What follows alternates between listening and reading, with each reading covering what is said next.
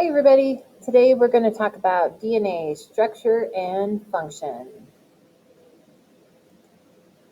So here is the first cloned animal. So cloning includes copying the DNA, and so what they did, and we'll go into this in a minute, but here's Dolly, who was the first cloned sheep that happened, and here is her mom. So she is an exact copy, so kind of like an identical twin, but the same animal.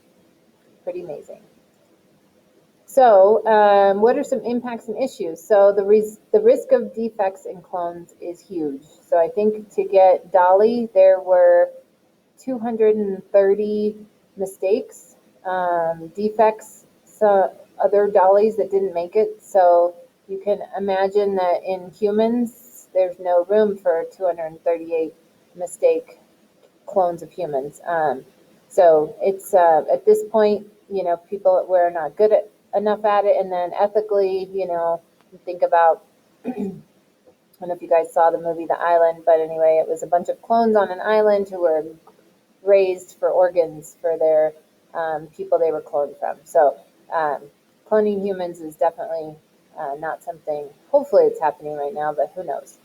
Some benefits, though, is like I said, you can clone organs. So instead of waiting for an organ transplant that isn't necessarily going to match completely, because it wouldn't unless it was your identical twin and you might reject it, that maybe you can get a cloned organ that would match your DNA and all your tags.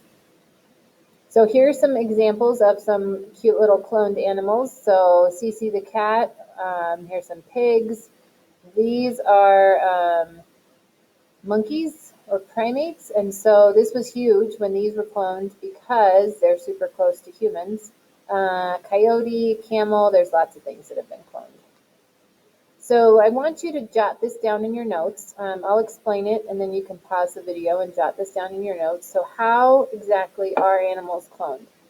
So what happens is so here's a sheep, right? And they take a body cell, like a skin cell. They take the DNA out of that skin cell. So 46 chromosomes, all the information that you need to have an organism that works. And then you have female B, and what you do here is you take an egg from the female B, you take out the nucleus so that's basically just an empty egg. You put the DNA from the female A into the empty egg, and then you basically shock it with chemicals to get it to divide, and then that gets put into a foster mother, like surrogate mother, and then you have your clone of female A, and it will be, since it was the DNA from female A, it will be an identical copy.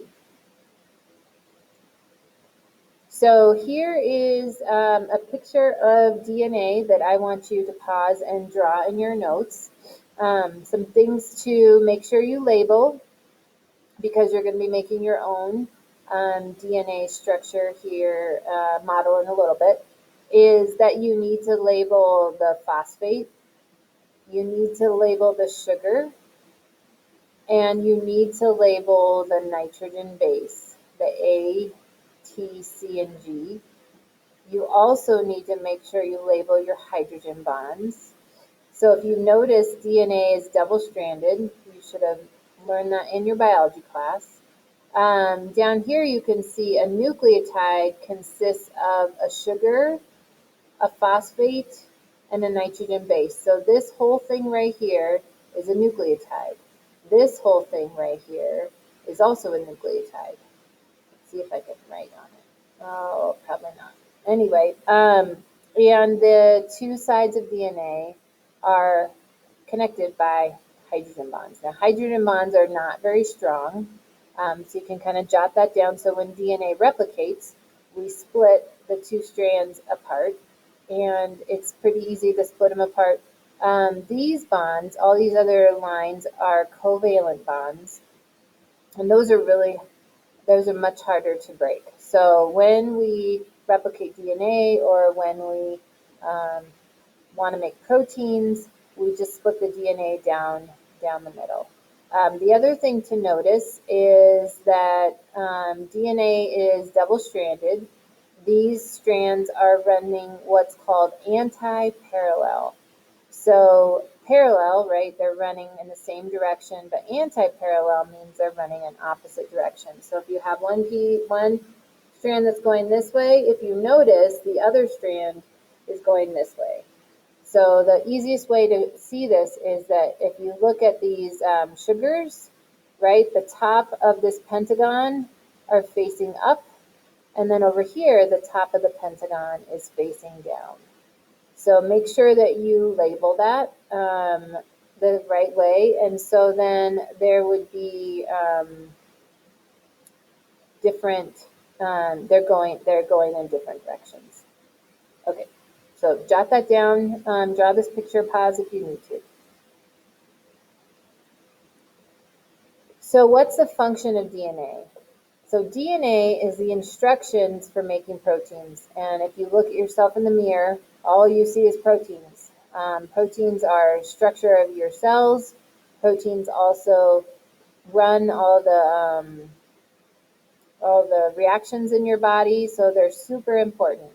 Some examples of 4 proteins that you've probably heard of that you need to live is hemoglobin, right, which carries oxygen and carbon dioxide to our cells and back to our lungs. Lactose, some of you might be lactose intolerant. Oh, I'm sorry, this should be lactase, my bad. Lactase breaks down lactose. And then actin and myosin are in our muscles that allow us to be strong and contract our muscles. 2 proteins that have been manipulated by biotech companies. One of them is factor 8. So if you've heard of hemophilia where their blood doesn't clot, they're not clotting because they don't have this protein called factor 8. And so biotech companies have learned how to put that gene into bacteria or yeast so that they can make the factor 8, so then people can get factor 8 shots who have hemophilia. Biotech companies have also done the same thing with recombinant DNA and put the gene for insulin in bacteria so that the bacteria can then make the insulin so people with diabetes can get as much insulin as they need in their shots. Okay, so here's your task for today. You are going to make a DNA model. This is something we normally do in class, but with everything going on, we can't right now. So what you're going to want to do is you're going to want to find materials at home to model the structure of DNA. So your model needs to include the 4 nitrogen bases, A, T, C, and G, and you can kind of see how it's labeled here. Covalent bonds, remember, are the bonds that are on the sugar and phosphate. Hydrogen bonds, which are in the middle. Sugars, which are these little candy corns, and notice on this model the candy corns are pointed one direction, and then on the other side they're pointed the other way, and so that is the directionality. Phosphates, which are these little M&Ms, okay? And then the 5 and 3 ends are the way that we show how DNA is running anti-parallel. So you can kind of look that one up. So on your model, you want to make sure you label all of the things that are above here, and you show with either the way that your sugars are facing or however you want, you need to show that the strands are running in opposite directions. You're going to turn in a picture of your model and the answers to the questions on the following slide. So the questions, move so you can see the questions, are right here. So you can go ahead and put those in a Google Doc and turn those in with your picture on this assignment. Okay, so I can't wait to see all your beautiful models. Get creative, make sure that your pictures are clear and we can see your labels and everything. So thanks, bye.